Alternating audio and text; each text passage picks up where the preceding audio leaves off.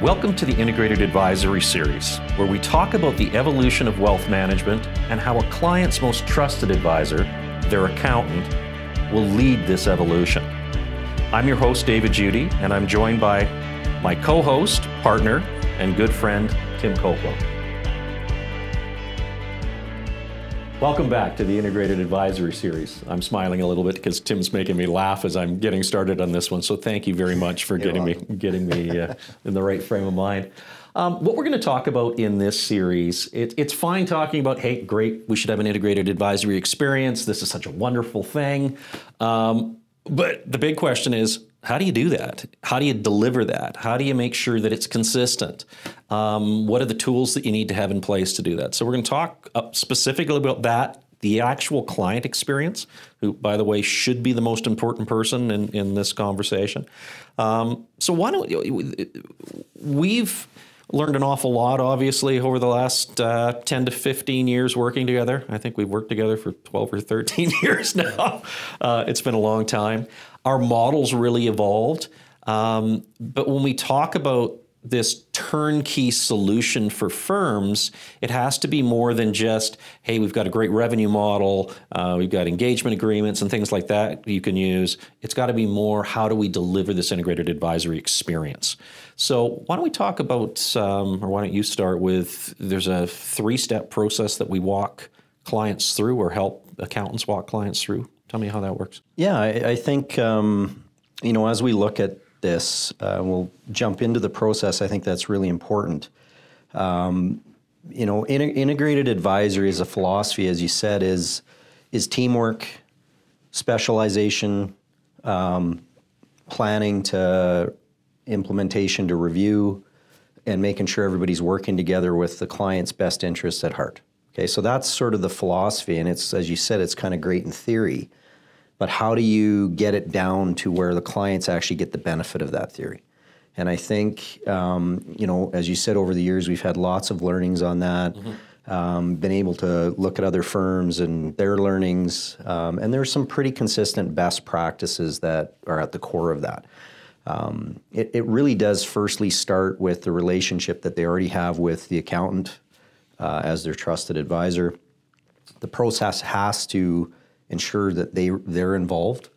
But it's also, we also have to be realistic about the time that accountants have. Yeah, exactly. This isn't about creating a model that adds more hours in the day, or, we're not trying to create more billable hours as it relates to this. They're able to do that in their own accounts. So I think the reality of it is, and this is where most firms go, unless there's a individual partner passion like I had, where I was, wanting to move into that type of a role. Many firms, especially firms that have multiple partners, they're not all going to want to become financial planners, as an example. Right. And so normally where it starts is we need to build some depth to the team to support the client experience to clients. And so normally what we do is we're going to hire a CFP. We're going to help the firms do that. But we've also had great success with firms finding somebody internally that does have a passion. A number of firms, actually, that's been the case. Yeah. Where they, and I believe that is the best outcome, because you've got an individual that can lead that side of the business, the personal financial planning side, that already understands the culture in an accounting firm. They're not coming in and being really salesy or not understanding the professionalism required. They can kind of start with that already as a foundation. And a lot of the CFP and the process can be trained and easily coached. And so I think that the starting point of that experience is usually we're adding some depth in the personal financial planning area. Instead of that being left to the banks or the investment firms, we're internalizing financial planning within the firm. Right. Okay? And once you've done that, you can then start to deliver a different experience to clients. Okay? Well, I think you talked a little bit too about the accounting partners being able to focus on what they do well and what's brought value to the firm to date. Right. We refer to that, strategic coach participants, as unique ability. Right. And I think that's really the key to expanding and multiplying any business. It's how do you let people continue to do what their unique ability is and what they thrive at. So can you explain that a little bit? Because I think that a lot of firms are worried, all right, well, this is the complexity of this thing and how much time is this going to take? Maybe you can talk through sort of how some of that unique ability is leveraged even with the existing individuals in the firm today. So I think the accountant as the core relationship person in the firm, really they bring a deep understanding of the client's situation. The chances are they've been working with them for a long time. Right. They intimately know all financial aspects around their business, most cases their personal life. They know what's important to the client, how they take advice, just those relationship types of things. And so, having a model where that isn't front and center doesn't work. No. Okay. Really, this model is about empowering that relationship and elevating it to have different conversations. Okay. I think that the challenge that you have in firms that I've seen and talked to U.S. firms is that as firms evolve and they start to add specialty divisions, okay, the biggest issue is having a process where the accountant can still be at the core, but that you're bringing in specialists across those divisions. And it's great that you've got all these people on the team, but if everybody's sitting there looking at the accountant going, get me in front of your client, yeah, then what happens is the client gets hit with multiple, what I'll call discovery meetings that are going through whatever that specialist's filter is. So if it's a tax partner, he's going to go through and do a discovery and ask a bunch of questions that relate to what he can do. If it's a corporate advisory guy on a succession plan, he's going to go and do that. And so it becomes very almost salesy, and right. And clients do get a little bit frustrated because how many times do I have to tell the same story? Exactly. And then they're getting multiple bills and things like that, and multiple engagement letters, and what's meant to be a simple relationship as a firm becomes very complex. Right. Okay. And that's what you learn when you talk to some of the larger firms, is that's the number one issue that they tend to have to deal with as they evolve. Okay. The importance of integrating the personal financial planning is just step one. Okay. But you do have to rethink how you have those conversations with clients. And the challenge that you have as an accountant, especially if you're a specialist or even a generalist, is how do you have conversations in all these different areas? Right. How do you have one conversation that allows you then to look at a client's overall situation on a comprehensive, holistic way, and then bring people to the table that can add some value to help them deal with their issues or their opportunities? Well, I think that's a cornerstone of the value proposition, because most people come into those situations and they think, I've got to sell everything I possibly can in one go, right? And if I don't do that, well, then I'm going to miss all these opportunities. And I think that in most cases that the client ends up just shell shock, right? So now there's 46 things that you want me to do because you're going to make revenue on all of these different things. Whereas the integrated advisory approach is much more, we're going to be dealing with these people hopefully for a number of years to come. Let's find out exactly what some of the issues are. Let's just prioritize a couple of those over the next quarter or two and work together to get there. And we may bring a couple other experts in through that process, but it's still all about the relationship the client has with their accountant, with that trusted advisor. And I think initially, and again, this is part of that time frame, a little bit of evolution, is there's some knowledge on the personal financial planning side that accountants in general need to learn a little bit, experience a little bit in meetings. And this is why when we have somebody that is a CFP, they can help complement. And so, but over time, what I've experienced is that, initially, say when I was in the firm, in the accounting firm I was in, and I was the financial planner, I'd come in with a partner. We'd do what we call a discovery meeting with the client. And I was there to support the accountants. That, you know, they understood more around what was going on in their business world, how the finances all held together. So we had a very quick start. You know, I wasn't coming in cold, not knowing what the situation was, but I could support the accountant because I had other knowledge and other experience to be able to have a more well-rounded conversation. Right. You're then a team, not a... Right. It's a team approach. And so normally that's how our model works, is there'll be an accountant in the room, a financial planner in the room, because the accountant can cover off the business side of it and the personal planner can make sure that we're integrating some of the personal conversations into that. Things around health or their personal investment portfolios. But over time, what's really interesting with that is as the accountant's confidence grows, they realize they can do this. Okay, and it's an interesting pivot. You see it happen where they realize, I already know how to do this. And now that I've heard it a few times and I've experienced it and I've seen the reaction from clients, the next meeting, what happens is they end up doing more and more of the conversation to the point where the client's looking at them as being able to have this very well-rounded conversation. And so that really is, we want to make sure that that happens.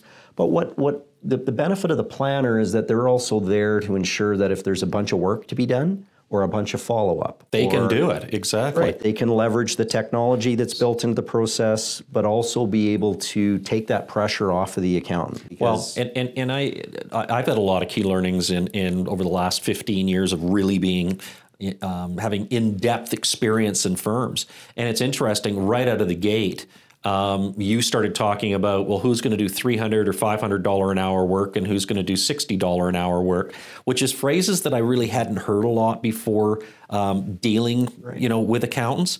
But that's how we built our model. Our model's going, well, the most valuable asset you really have in the firm is the partner. Right. And the highest billable, we can come back to billable hours, but that's the highest cost of the firm. We can't build a model where we have a whole lot of the heavy lifting, task-oriented work having to be done by the partner. Makes no sense. Right. Well, they've got to go back and do their day job. So exactly. This isn't about, again, it's not about adding more time into their day, making it more complicated. It's about perceived value. And in a lot of cases, the perceived value is face-to-face. Okay, we can go and do a bunch of work behind the scenes. Clients don't know we're doing it.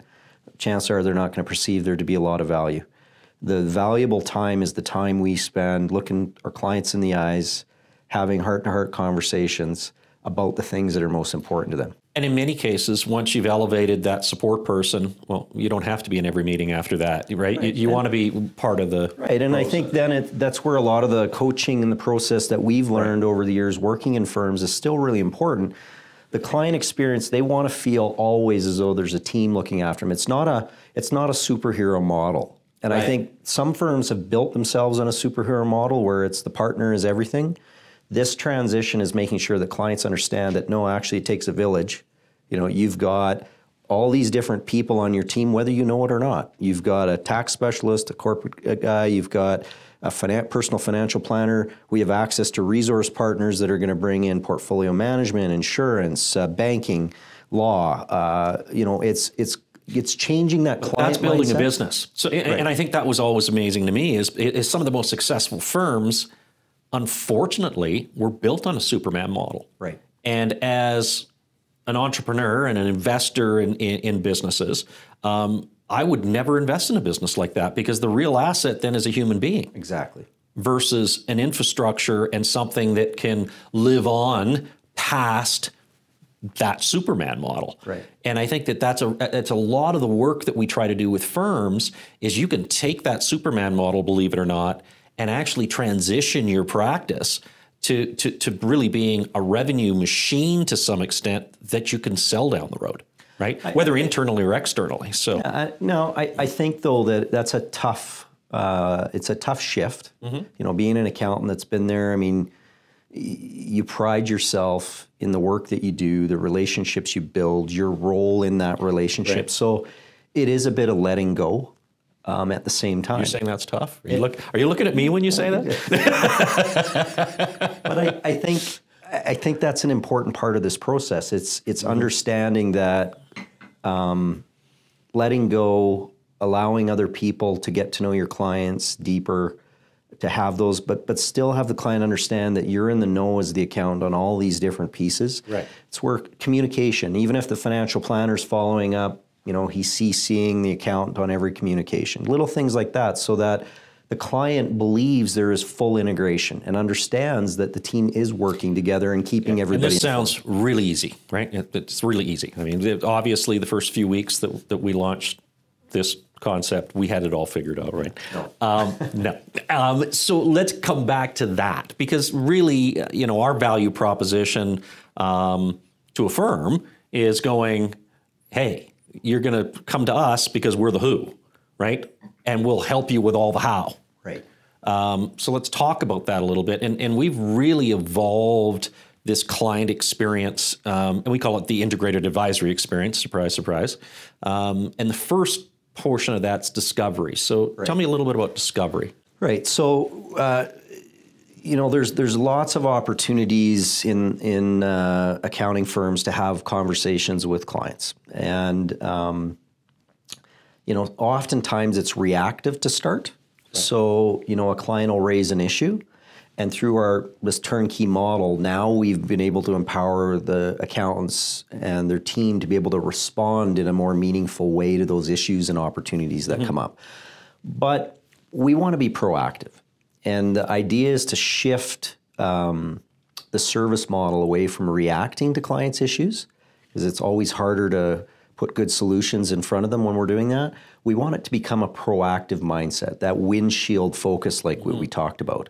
Okay, and so getting comfortable with reaching out to clients, getting comfortable with changing how a year-end meeting might go is where it starts. And normally what we're doing is we're positioning a separate meeting that we call a discovery meeting to start with everything to do with the client. The challenge we have as accountants is we're problem solvers. And we're trained to be able to put complex data and information together, see patterns, see pieces, and be able to go, this is how we're going to solve them. But it's kind of like a muscle that's hard to turn off, and so oftentimes we're going into meetings, we're making already preconceived assumptions about what's important to clients or what they should be getting done. Right. And we still need to have that, but the whole point of discovery is to kind of shut that off. Well, I think too is it's having broader conversations, because as soon as you get laser focused on something, unfortunately, the blinders come on and you get into the weeds, and we all do that, by the way. Right. So we want to have what I'll call a 50,000 foot broad conversation, instead of we're used to on the accounting side having a 3-inch wide and mile deep conversation. Yep. What we're trying to do is take it up to a higher level and effectively have a much more broader conversation around all aspects of their life. And maybe it's only an inch deep, but we're going to get deeper based on what the client tells us is important. We're not going to make assumptions around what we think they think are important. And that is a big mindset shift. I know many times when we're preparing for a discovery meeting, we have a sort of sense with the accountant as to what's important or what we think the client's going to bring up. And we're always surprised. What is important to them isn't necessarily what we thought. Once again, what's keeping you up at night? Right. We might think we know the answer to that, but in many cases we don't. Right. And I think too, that's the next. We're going to talk a little bit of technology in another episode that we're doing, but that's where technology really comes into bear, because if we can capture those key issues and share that amongst an integrated team of people, it transforms the relationship that the client has with us, right? And more importantly, the client has with the firm, right? So second phase, because I want to try to get through these three. Sorry, Dave. Let me just wrap up with on the discovery phase. Sure. Because we didn't get into really what that. So we talked about it being about clients' focus. Yeah. I want to talk about a couple key components, and then we'll talk about engagement and pulse. But in the discovery meeting, the first part of it is really leveraging and clarifying the information we already know. So we spend a lot of time talking about the family. Let's get updated. Has your family changed? Is there new grandkids? Is there, what does that look like? How's everybody doing, right? So we have a good open-ended conversation about the relationships that matter most in their family. We then transition to a discussion around their advisory team, because we're talking about the importance of an integrated advisory model. And if we truly believe that, then we better take the time to understand who they trust. So who's your lawyer?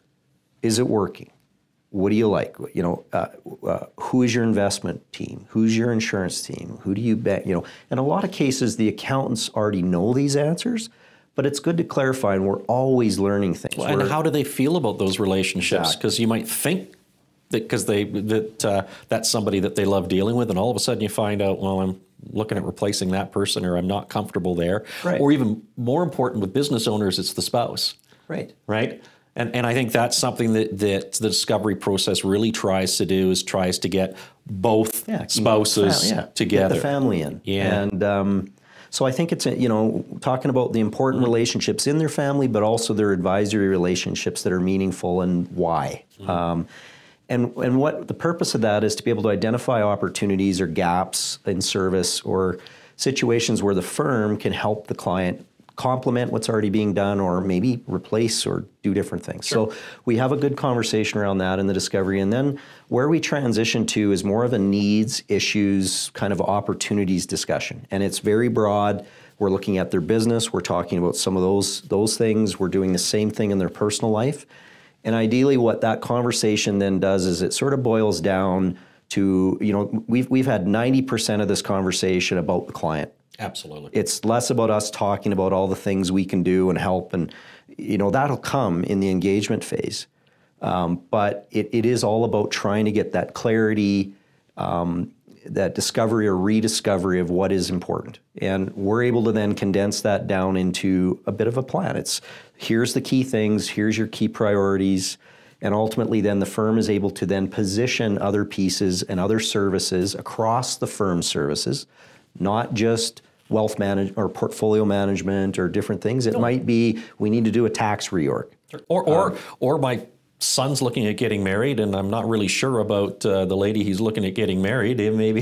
We may be engaging something to put family trust in place, or bringing a lawyer in. Or bringing a lawyer in. I mean, there's all sorts of pieces that it leads to. So, and accountants do a lot of this already. It's just bringing a little bit more structure to that process, so that they're not getting hit by multiple divisions on different conversations. We have one that allows us to look at all the things that we're able to help clients with. Yep. And the other benefit of doing that is there's some education in that process where clients aren't aware that we do all these services. Yeah. So part of the value of discovery is probably 9 out of 10 meetings. Right. Exactly. So it's also being able to position that we're here to support you for the long term.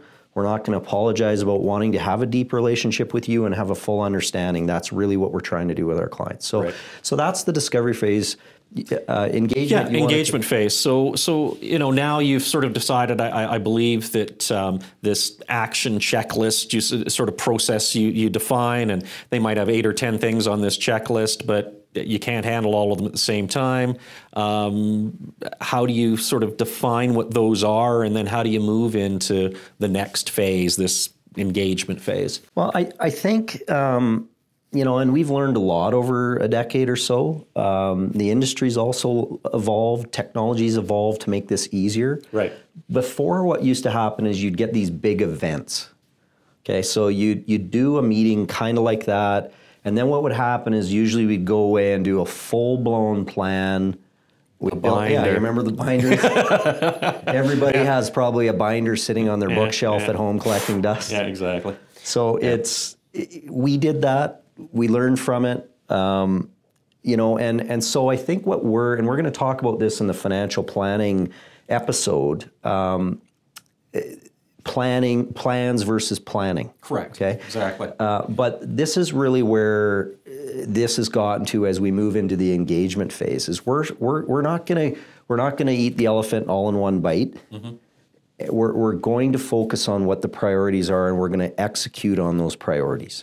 Okay, and so that's really where engagement comes in, is it's coming back together with the client, reviewing what we've learned, providing some level of insight in terms of where there are areas that we can assist or even support other advisors, and are able to help clients take that in small bites, okay, where they're able to go, yes, I've got time for that, because they're busy too.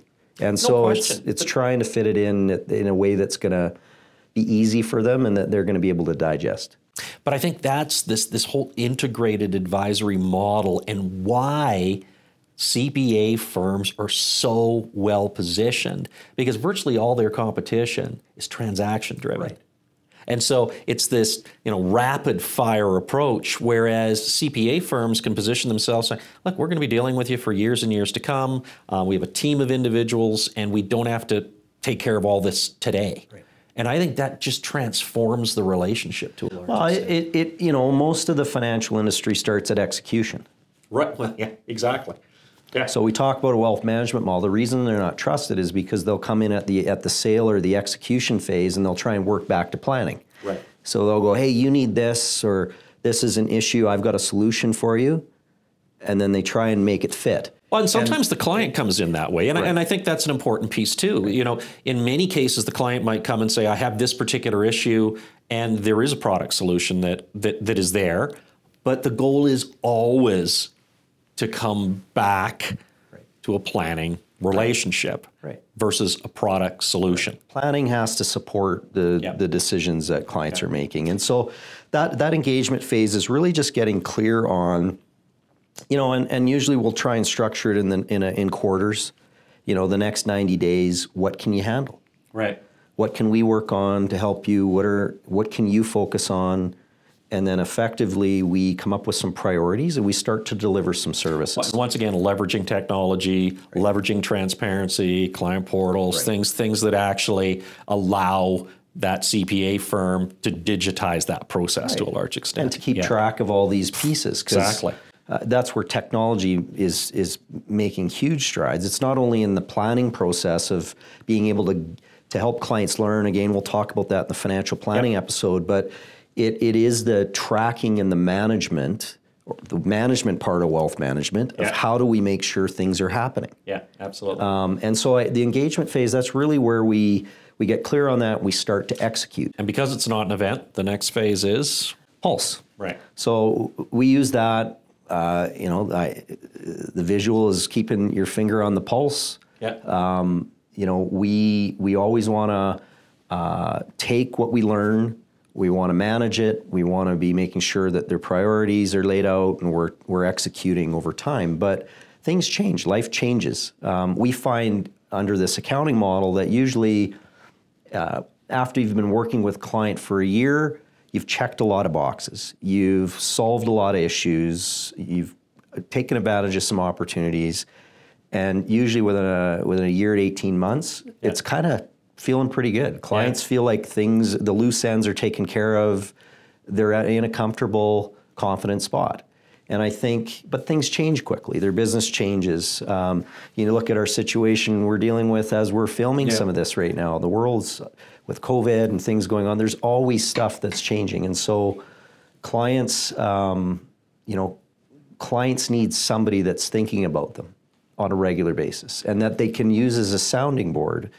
And really their responsibility is to keep us as accountants and planners informed of the changes that are going on in the world. But that's the trusted advisor relationship. At the end of the day, I just want to trust somebody, first of all, they've got my best interest at heart, and that they'll look after this stuff for me. Right. And that's the other reason that I don't want to go to 20 different places. Right. So this clear process, you use the term we an awful lot, so do I, because we view all of the relationships we have with all the firms that we deal with as a we. Right. But I think at the core of this, it's so important to understand that the firms themselves, that's who's positioning this. Right. The firms themselves are increasing that trusted advisor and elevating that to the most valued advisor, which you mentioned earlier, and defining the experience I'm going to have is the first step. Right. And I think in many cases, people say, I'm going to do all this stuff for you,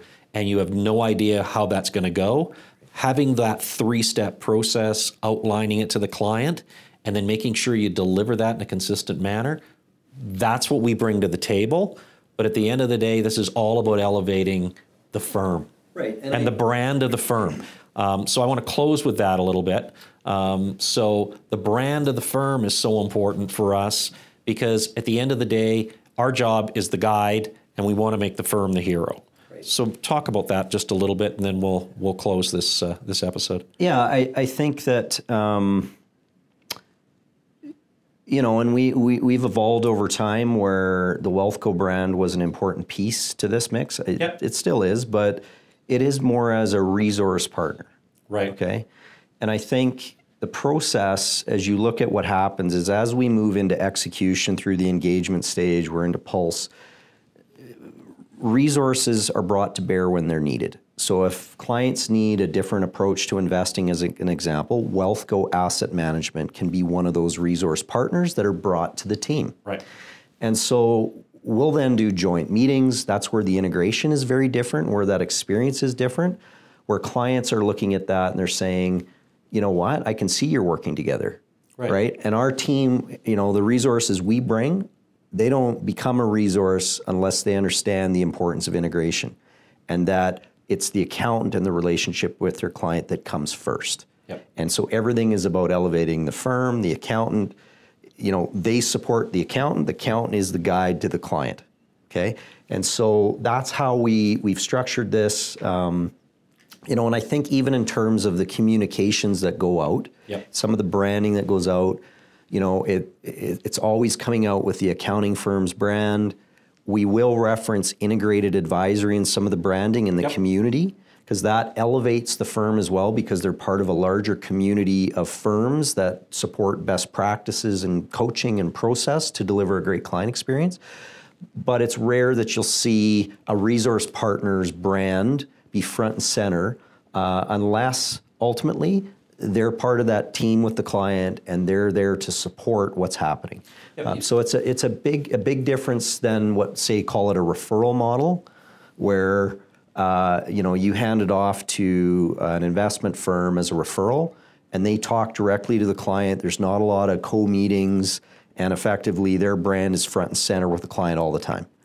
So it's we've put a lot of effort and thought into how we make that really all about the firm and their clients. Well, I think that's how our business, how Wealthco's transitioned to say, if this is going to be 100% of our focus, our purpose is to elevate the firms. Right. 100%. Pure and simple. So great. Well, thanks for joining us for that session and that episode. In the next episode, we're going to talk a little bit specifically about products and services and solutions that we present to clients, how we do that, and how we work collaboratively. So look forward to seeing you there. Thank you for listening to this episode of the Integrated Advisory Podcast. If you're tired of feeling short on time and are looking for a better way to grow your firm, I want to invite you to download our free ebook, 7 Reasons Why CPAs Are Transforming Their Practice with Integrated Advisory. Visit integratedadvisory.ca/7 reasons. That's integratedadvisory.ca, the number 7 reasons, to download the free ebook today and see why CPA firms just like yours are transforming the wealth management world.